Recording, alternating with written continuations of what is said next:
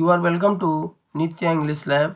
My dear students, हम board exam को ध्यान में रखते हुए हम आप लोगों के लिए कुछ ऐसे इम्पोर्टेंट क्वेश्चन ले आए हैं जो बोर्ड एग्जाम के लिए बहुत ही इम्पोर्टेंट हैं, जो परीक्षा में बार बार पूछे गए हैं। तो ध्यान दें, उसमें पहला सेंटेंस है आई सॉ ए मैन, दूसरा सेंटेंस है ही वॉज ब्लाइंड और तीसरा सेंटेंस है he was carrying a lamp in his hand. ध्यान देना है, इस सेंटेंस को हमें सिंपल सेंटेंस बनाना है।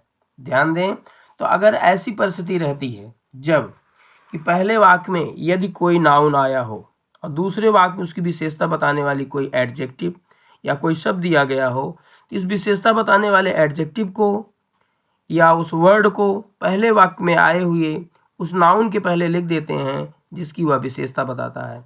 और ध्यान देना है, तीसरे सेंटेंस में आईएनजी वाला फॉर्म दिया गया है। तो ध्यान देना है, इस आईएनजी वाले फॉर्म को जो कई शब्दों से मिलकर बना हो, तो हम इसको क्या करते हैं, उस पहले वाक्य में आए हुए उस नाउन के तुरंत बाद लिख देते हैं, जिससे मेरा यह सिंपल सेंटेंस बनकर तैयार हो जाता है। जैसे आई saw a blind man carrying a lamp in his hand. दूसरा सेंटेंस है Mohan found his umbrella, the umbrella was last. तो ध्यान देना है, इसमें भी वही स्थिति सेम है। यदि पहले वाक्य कोई नाउन आया हो और दूसरे वाक्य में उसकी विशेषता बताने वाला कोई वर्ब दिया गया हो, तो इस विशेषता बताने वाले लास्ट शब्द को अर्थात इस वर्ब को हम पहले वाक्य में आए हुए उस नाउन के पहले लिख देते हैं जिसकी वह विशेषता बताता है। तो ध्यान देना है, वह सेंटेंस बना Mohan found his last umbrella. उसके बाद तीसरा सेंटेंस है the teacher inter the class. दूसरा सेंटेंस है द स्टूडेंट्स बिकम साइलेंट। इसको भी हमें सिंपल सेंटेंस में परिवर्तन करना है। तो ध्यान देना है, यदि स्थिति ऐसी हो, ये दोनों वाक्यों का सब्जेक्ट अलग हो, तो ऐसी परिस्थिति में ध्यान देना है, हम पहले वाक्य में आए हुए इस नाउन को ऐसे बने रहते हैं क्योंकि यह स्वतंत्र एब्सोल्यूट के अंतर्गत यह रूल आता है। तो ऐसी परिस्थिति में इसको हम स्वतंत्रकर्ता कहते हैं। तो इस नाउन के तुरंत बाद हम हैविंग शब्द का प्रयोग करते हैं, उसके बाद क्रिया की थर्ड फॉर्म लिखते हैं और पहले वाक्य समाप्त होने के बाद फुल स्टॉप के स्थान पर कामा का प्रयोग करते हुए दूसरा वाक्य ज्यों कहते हैं उतार देते हैं या ज्यों कहते हैं लिख देते हैं। इस तरीके से आपका सिंपल सेंटेंस बन जाता है कि the teacher having enter the class the students became silent.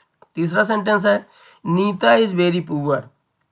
दूसरा सेंटेंस है she can not carry on her studies. ध्यान देना है, यदि पहले वाक्य में वेरी शब्द आया हो, दूसरे वाक्य में सब्जेक्ट के साथ कैन नॉट या कुड नॉट या डिड नॉट शब्द आया हो, तो ध्यान देना है ऐसे सेंटेंस को सिंपल सेंटेंस बनाते समय पहले वाक्य में आए हुए वेरी शब्द को हटा देते हैं, उसके स्थान पर एडवर्ब टू लिखते हैं और दूसरे वाक्य में आए हुए सब्जेक्ट प्लस कैन नॉट या कुड नॉट या डिड नॉट से अगर यदि आया रहता है, डिड नॉट शब्द आया रहता है, उसको हटा करके इसके स्थान पर हम इन्फिनिटिव टू का प्रयोग करते हैं।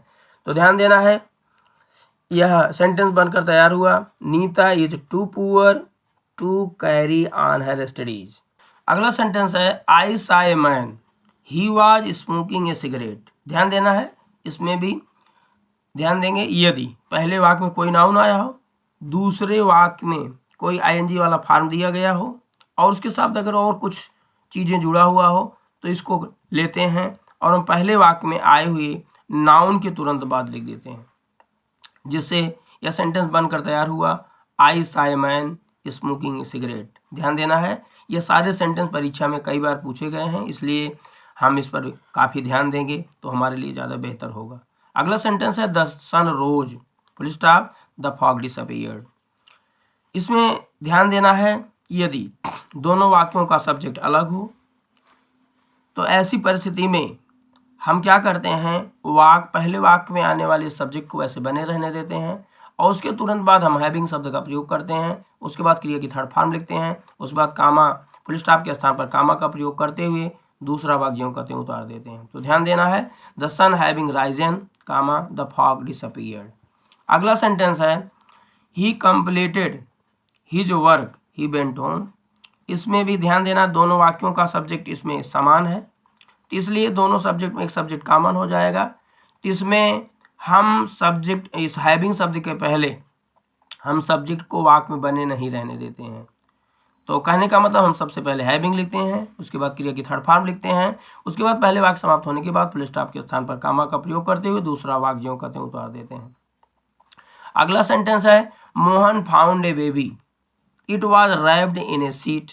तो ध्यान देना है, यदि पहले वाक्य में कोई नाउन आया हो, दूसरे वाक्य में अगर वर्ब अकेला आया रहता है तो हम पहले वाक्य में आए हुए नाउन के पहले लिखते हैं, लेकिन जब वर्ब वह कई शब्दों से मिलकर बना होता है तो हम क्या करते हैं, इसको हम पहले वाक्य में आए हुए नाउन के पहले नहीं बल्कि बाद में लिखते हैं। तो ध्यान देना, मैंने वैसे ही किया, Mohan found a baby wrapped in A sheet. अगला सेंटेंस है the captain was killed, full stop, the army fled. तो ध्यान देना है, अगर स्थिति ऐसी हो, यदि पहला वाक्य आपका पैसिव वॉइस में हो तो ध्यान देना है, ऐसी परिस्थिति में हम पहले वाक्य में आए हुए नाउन को ऐसे बने रहने देते हैं, उसके बाद हैविंग लिखते हैं, उसके बाद बीन लिखते हैं। हम इस बीन शब्द को तभी लिखते हैं जब आपका यह पहला वाक्य पैसिव में रहता है। तो हमने लिखा the captain having been killed, comma, उसके बाद दूसरा वाक्य हम जो कहते हैं वैसे लिख दिए, द आर्मी फ्लेड। अगला सेंटेंस है Tulsidas was a great Hindi poet, he was the author of Ramcharitmanas. तो ध्यान देना, अगर इस तरह का सेंटेंस आता है तो हम ऐसे सेंटेंस को हम ध्यान देना है, हम देखते हैं यदि पहले वाक्य में कोई नाउन आया हो, दूसरे वाक्य में उसकी विशेषता विस्तार बताने वाला कोई शब्द दिया गया हो, तो ध्यान देना है हम इस विशेषता या विस्तार बताने वाले शब्द को पहले वाक्य में आए हुए नाउन के तुरंत बाद लिख देते हैं, उसके बाद पहले वाक्य बचे हुए शेष शब्दों को लिखते हैं। ध्यान देना है, यदि पहले वाक्य में कोई नाउन आया हो और उसकी विशेषता विस्तार बताने वाला शब्द इसमें ही दिया गया हो तो हम सबसे पहले उस नाउन को लिखते हैं तुलसीदास, उसके बाद मैंने उस विशेषता विस्तार बताने वाले शब्द को लिखे ए ग्रेट हिंदी पोएट, उसके बाद यहाँ पर हमने कामा का प्रयोग किया, उसके बाद वाक्य में बचे हुए शब्दों को मैंने लिख दिया, दूसरे वाक्य में बचे हुए शब्दों को मैंने लिख दिया was the author of Ramcharitmanas. यह दूसरे तरीके से भी बन सकता है कि जैसे कि हमने तुलसीदास लिखा, उसके बाद दूसरे वाक्य में आए हुए इस विशेषता विस्तार बताने वाले शब्द को लिख दिया द ऑथर ऑफ रामचरितमानस। तो मैंने द ऑथर ऑफ रामचरितमानस लिखते हैं, यहाँ पर इसके पहले कामा और बाद में कामा अवश्य लगाते हैं, इस पर विशेष ध्यान देना है। चाहे इस तरीके से बनाए Tulsidas comma a great Hindi poet comma was the author of Ramcharitmanas, या ऐसे बनाए या ऐसे भी बना सकते हैं Tulsidas the author of Ramcharitmanas was a great Hindi poet. चाहे इस तरीके से बनाए चाहे वैसे बना सकते हैं। अगला सेंटेंस है she did not work hard she got good marks.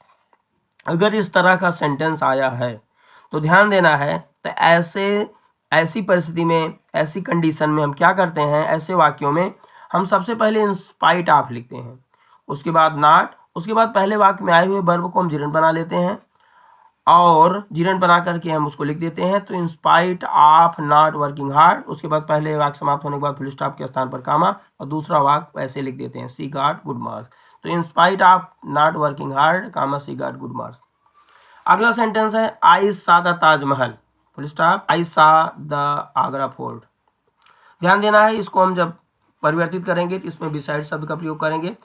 ध्यान देना है, उसमें हम क्या करते हैं, नाउन और जिरन दोनों से बनेगा। तो हम सबसे पहले हम बिसाइड्स लिखते हैं, उसके बाद पहले वाक्य में आए हुए नाउन को लिखते हैं द ताजमहल, उसके बाद पहले वाक्य समाप्त होने के बाद फुल स्टॉप के स्थान पर कामा का प्रयोग, उसके बाद दूसरा वाक्य हम ऐसे उतार लेते हैं। ध्यान देना है, अगर हम इसको प्रेजेंट पार्टिसिपल बनाना चाहें तो प्रेजेंट पार्टिसिपल से भी हम बना सकते हैं। ध्यान दीजिएगा, बिसाइड्स सीइंग द ताजमहल, उसके बाद पहले वाक्य समाप्त होने के बाद फुल स्टॉप के स्थान पर कामा और दूसरा सेंटेंस लिख देते हैं आई सा द आगरा फोर्ट। तो दोनों तरह से देख लो फिर से एक बार, बिसाइड द ताजमहल मतलब मैंने नाउन मतलब बिसाइड के तुरंत बाद नाउन लिखा, उसके बाद पहले वाक्य समाप्त होने के बाद फुल स्टॉप के स्थान पर कामा, दूसरा वाक्य उतार दिया, वैसे ही लिख दिया। और अगर हम जिरन से बनाना चाहते हैं तो बिसाइड्स के बाद हम सीइंग अर्थात जिरन को लिखते हैं, उसके बाद ताजमहल फुल स्टॉप के स्थान पर कामा और दूसरा वाक्य जो कहते हैं लिख देते हैं। अगला sentence the moon rose our journey was not ended. तो ध्यान देना है, ऐसे वाक्यों में जब टाइम का संबंध हो तो हम ऐसी परिस्थिति में आफ्टर और बिफोर का प्रयोग करते हैं। तो हम सबसे पहले क्या करते हैं, दूसरे वाक्य को हम जब सबसे पहले ऐसे लिख लेते हैं, our journey was not ended. उसके बाद हम बिफोर लिखते हैं और पहले वाक्य में आए हुए वर्ब को जिरेंड बना लेते हैं और इस जिरेंड से पहले वाक्य में आए हुए उस नाउन से उसके संबंध को जोड़ देते हैं। तो राइजिंग ऑफ द मून हो गया। तो सेंटेंस बनकर तैयार हो गया, our journey was not ended before rising of the moon. अगर इसी सेंटेंस में हम बिफोर जगह हम आफ्टर का प्रयोग करना चाहें तो भी कर सकते हैं, लेकिन ध्यान देना है जो आपका ये पहला सेंटेंस है जो निगेटिव सेंटेंस में है उसको हम अफर्मेटिव बनाते हैं। तो आवर जर्नी वाज एंडेड, उसके बाद हम तुरंत आफ्टर लिखते हैं और शेष क्रिया वही दोहरा देते हैं, राइजिंग ऑफ द मून। अगला सेंटेंस है her husband died full stop, she here the news, दूसरा सेंटेंस होगा। तीसरा सेंटेंस होगा शी फेंटेड। अगर ऐसी परिस्थिति हो तो ध्यान देना है, तो हम सबसे पहले क्या करते हैं, ऐसे वाक्यों में सबसे पहले हम आन शब्द लिखते हैं और दूसरे वाक्य में आए हुए वर्ब को हम जिरेंड बना लेते हैं। हियर को हमने हियरिंग बना लिया, उसके बाद मैंने द न्यूज लिखा और पहले वाक्य में आए हुए हम सब नाउन को लिखा हर हस्बैंड और उससे इस डाइड को हम नाउन बना लेते हैं, उसके बाद इस चीज के संबंध जोड़ देते हैं। तो उसके बाद her husband apostrophe yes death, उसके बाद पहले इसके दूसरे वाक्य के समाप्त होने के बाद जो तीसरा सेंटेंस होता है उसको हम ज्यों का त्यों लिख देते हैं, शी फेंटेड हो गया। तो on hearing the news of her husband apostrophe yes death, उसके बाद यहाँ पर फुल स्टॉप के स्थान पर कामा का प्रयोग करते हुए तीसरा वाक्य ज्यों का त्यों लिख देते हैं, शी फेंटेड। यह क्वेश्चन बहुत इंपॉर्टेंट है जो परीक्षाओं में कई बार पूछा गया है और जितने सेंटेंस है इसमें लगभग पूछे गए हैं, सब परीक्षाओं में बहुत बार पूछे गए हैं, इसलिए इसको एक बार नहीं बल्कि बार बार आप पढ़ें और उस पढ़ने के बाद इस परीक्षा की दृष्टि से आप इस पर ध्यान दें और उसे ज़्यादा से ज़्यादा शेयर करें और सब्सक्राइब करें। धन्यवाद।